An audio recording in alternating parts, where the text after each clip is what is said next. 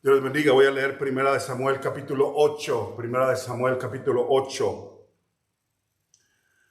y el versículo 1. Aconteció que habiendo Samuel envejecido, puso a sus hijos por jueces sobre Israel. El nombre de su hijo primogénito fue Joel, el nombre del segundo Abías. Eran jueces en Berseba. Pero no anduvieron los hijos por los caminos de su padre. Antes se volvieron tras la avaricia, dejándose sobornar y pervirtiendo el derecho. Óiganlo de nuevo, el versículo 2, versículo 3. Pero no anduvieron los hijos por los caminos de su padre. Antes se volvieron tras la avaricia, dejándose sobornar y pervirtiendo el derecho. Vamos a leer el capítulo 1 del mismo libro de Primera de Samuel. Primera de Samuel capítulo 2. Primera de Samuel capítulo 2. Y ahí vamos a ver algo especial de parte del Señor. Primera de Samuel capítulo 2.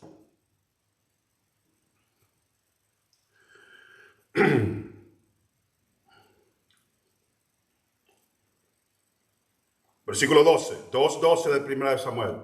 Los hijos de Elí eran hombres impíos y no tenían conocimiento de Jehová. Y era costumbre de los sacerdotes que con el pueblo que cuando alguno ofrecía sacrificio venía al criado del sacerdote mientras se cocía la carne y trayendo en su mano un garfio de 3 dientes y lo metía en el perol, en la olla, en el caldero o en la marmita, y todo lo que sacaba el garfio el sacerdote lo tomaba para sí. De esta manera hacían con todo Israel que venía a Silo. Asimismo, antes de quemar la grosura, venía el criado del sacerdote y decía que sacrificaba: da carne para asar para el sacerdote, porque no tomará de ti carne cocida, sino cruda.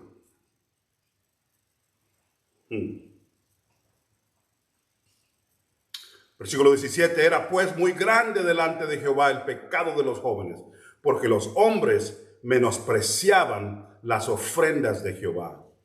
Y el joven Samuel ministraba en la presencia de Jehová vestido de un efod de lino. Oremos. Padre, te damos gracias en el nombre de Jesús y te pido que en este momento declares tu gloria a través de tu palabra y que tu pueblo pueda ser tocado en el nombre de Jesús. Amén. Una gran batalla acérrima en la presencia del Señor. Samuel ahora ya ha envejecido, ha sido un hombre de Dios. Es más, la palabra dice acerca de él que ni una de sus palabras había caído en tierra, significando que todas sus profecías, todos sus sermones habían sido respaldados por Dios. Qué bueno que eso sea en el epitafio o en la tumba, escrito en la tumba de cualquiera de nosotros, los siervos del Señor. Hombres y mujeres que cuando vayamos a morir, que se pueda decir ninguna de sus palabras cayó en tierra. No hubo falsa profecía en su boca. Sus sermones vinieron del corazón de Dios. Sus consejos no eran propios. Eso fue lo que decían de Samuel, un gran hombre de Dios.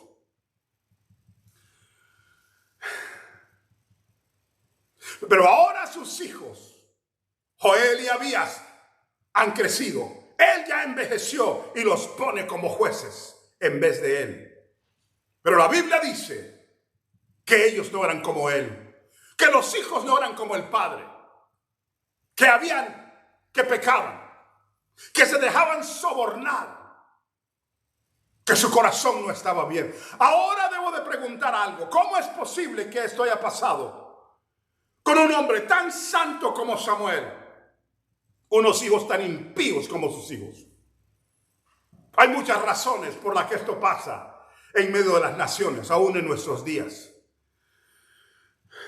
Pero hay una que quiero recalcar aquí. Samuel creció en una casa donde el padre era un padre entregado a Dios. Elí, 40 años, fue un hombre entregado a Dios y sirviendo a Dios. Elí, como el juez de la tierra en su tiempo, Elí. Y tenía 2 hijos que eran lo peor de lo peor. Ahí se crió Samuel. Esos 2 hijos eran terribles. Se robaban las ofrendas y dormían con las mujeres que venían al templo. Eran inmorales y eran ladrones. Y usaban el ministerio para enriquecerse y para sus placeres personales. Esos eran los hijos de Elí. Y ahí se crió el niño Samuel, en esa casa. Y aunque él fue cortado de una manera diferente, aunque él se entregó al Señor, aunque él vivió de una manera poderosa en la presencia del Señor, algo pasó en su vida. Porque la forma en la que él vio a Elí criar a sus hijos, parece ser que es la forma en la que él crió a los suyos. Y así como Elí puso a sus 2 hijos de encargados viendo que eran unos hijos del diablo, también Samuel puso a sus 2 hijos encargados viendo que eran unos hijos del diablo. Punto número 1, a veces el padre no quiere ver lo que todo mundo ve. A veces el padre quiere hacerse una imagen de un hijo que no es cierta. Todo el mundo sabe que no es cierta. Punto número 2. Aún un hombre lleno de Dios como Samuel, a un hombre lleno del Señor como Samuel, puede haber recogido ideas de un lugar malo. Óigalo de nuevo. Aún un hombre lleno del Señor como Samuel puede haber recogido ideas malas. ¿Cómo crió a sus hijos? Muy probablemente como vio a Elí criar a los suyos. Desde que estaba niñito hasta que se murió Elí, él vio cómo Elí criaba a sus hijos. Y sus hijos se volvieron un desastre. Igualito que lo que le pasó a Samuel, un buen padre, un hombre de Dios. Pero sus hijos hicieron un desastre también. Hay prácticas que el buen cristiano recoge y no sabe que no las recogió de la Biblia. Hay prácticas que el buen cristiano hace que no entiende que no vienen del Señor. Recuerdo haber estado en la universidad y uno de los maestros nos estaba enseñando, un cristiano fuerte, un pastor, cómo era que conseguías pareja. Dijo, el matrimonio es así, es como aplicar a un trabajo. Pon tantas aplicaciones como puedas y alguno te va a contratar. O sea, agarran a todas las novias que puedas y alguna se va a querer casar contigo. Y no estaba bromeando. Yo me comencé a reír y me dijo, no estoy bromeando, me dijo él. No, así es el matrimonio. Y yo, como jovencito, me acuerdo haberle preguntado, varón de Dios, te respeto, pero ¿de dónde sacaste esa idea? Y me dijo, es que así lo hice yo. Gloria a Dios que Dios te bendijo.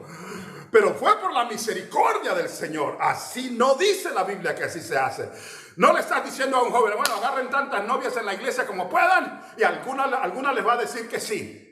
Santo Dios, por eso tenemos los desastres que tenemos. Esas ideas, como la idea de Samuel de cómo crear a sus hijos, no vienen de Dios. Aunque seas un hombre de Dios, una mujer de Dios, examina tus prácticas y hazlas que estén a la luz de la palabra. Y cuando la palabra te está diciendo no es así, sepárate de ella. Samuel debía de haber visto el desastre y aún con sus ojos él supo y estaba ahí en los días en los que esos 2 hijos fueron juzgados por Dios y muertos en la batalla con los filisteos. Y estaba ahí cuando Elí se rompió la nuca por haber desobedecido a Dios en la forma en la cual crió a sus hijos. Él debía de haber aprendido que hay caminos que al hombre le parecen buenos, pero su final es de muerte. Agarramos prácticas. Las iglesias comienzan a decir, voy a poner un club en mi iglesia. Voy a poner un lugar donde sea un lugar de danza mundana en mi iglesia. Ojalá estuviera bromeando. Yo he estado en iglesias donde tienen club y tienen como que fuera un nightclub y no música cristiana, que estamos hablando de Bud Bunny y todo este tipo de gente dentro de la iglesia. Y cuando tú le preguntas a los ministros por qué, las razones que te dan no es que la encontraron en la Biblia, sino que dicen, mira, es que queremos atraer más gente. Mira, que así vamos a atraer a los jóvenes. Mira, es una filosofía. Mira que aquella iglesia le funcionó. Y mira que esta otra iglesia tiene tantos porque están haciendo esto. Y yo les digo, esas son prácticas, pero díganme dónde termina el camino ese. Si estos jóvenes necesitan escuchar a Bud Bunny, la cosa es que Bud Bunny no les está enseñando la palabra, les está enseñando cualquier cochinada. Y no lo culpo a él, no es cristiano. El no cristiano va a actuar como no cristiano. Los culpo a nosotros, los que no les estamos diciendo que hay diferencia entre la luz y las tinieblas y que no podemos estar juntos. Escogeos ahora a quién serviréis. Yo y mi casa serviremos a Jehová.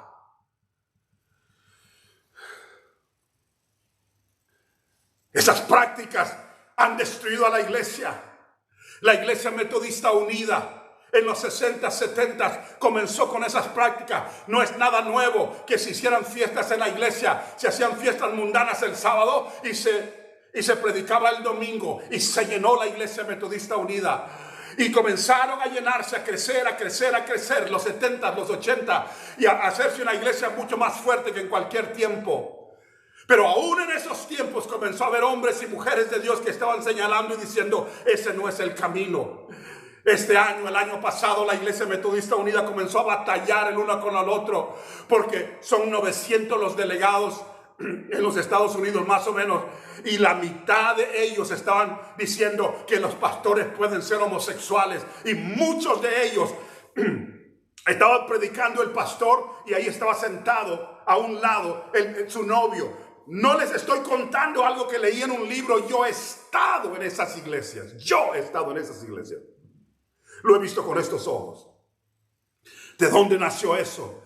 De aquellas prácticas en los 70s y en los 80s. Cuando comenzaron a permitir la música mundana, cuando comenzaron a decir está bien que el alcohol sea consumido aún dentro de la iglesia, cuando comenzaron a decir que nuestras prácticas en cuanto a la moralidad no son importantes, cuando comenzaron a decir otras cosas, y cuando tú les enfrentas y les dices ¿por qué? ¿Por qué hicieron eso? ¿Por qué hacen aquello? Me dan filosofías, es que funciona, es que vamos a traer al joven, pero no me dicen así dice el Señor.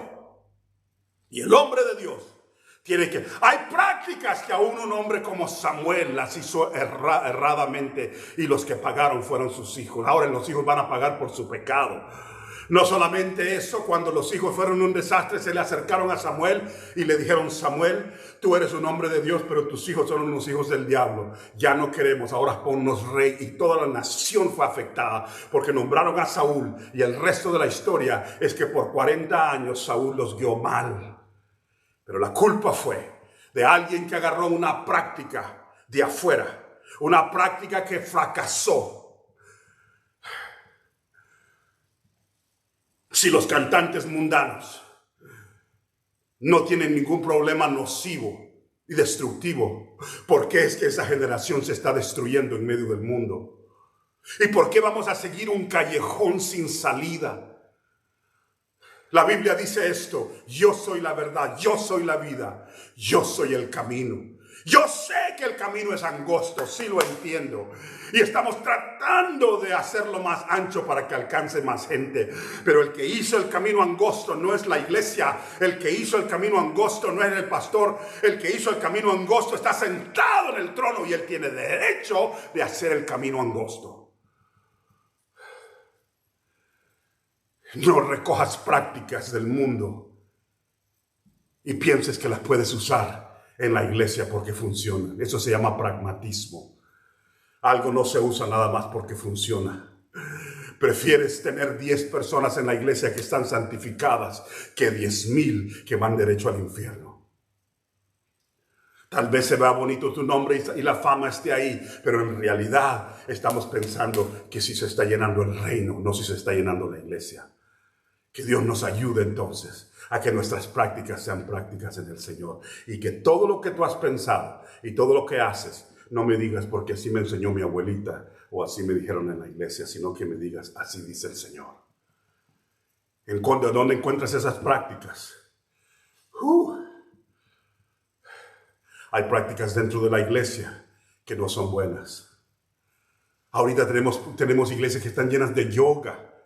Yoga es parte de una religión ascética, mística. El yoga es parte de la nueva era, parte de las religiones asiáticas. Hay iglesias que practican el yoga más que la oración. La meditación trascendental no es la misma meditación nuestra. Nosotros meditamos en la palabra, la meditación trascendental es de los budistas y de los hindúes, eso es otra cosa. Y está en la iglesia también. David Crowder, uno de los grandes famosos cantantes de los Estados Unidos, está empujando la meditación trascendental y lo aprendió de budistas. Él lo dijo con su voz, yo lo aprendí de los budistas. ¿Cómo puede un budista que no cree en Dios enseñarme a mí que sí creo en Dios algo? La práctica que está recogiendo ese joven la está recogiendo del mundo, aunque él sea un buen cristiano. ¿Cómo hace la iglesia? ¿Cuáles son las prácticas que tiene? A veces nuestra música cristiana suena más como música mundana y nuestro deseo es para que haya una diversión. Y lo que yo digo es esto: la música debe de tener 3 cosas por lo menos. Debe de provocar en ti el deseo de orar, el deseo de cantar, el deseo de alabar, el deseo de adorar. Y le paro: 3 cosas: el deseo de orar, el deseo de alabar, el deseo de adorar. Esas son las cosas que deben de estar en un canto cristiano para poder ser alabanza al Señor. La música cristiana no es para divertirte.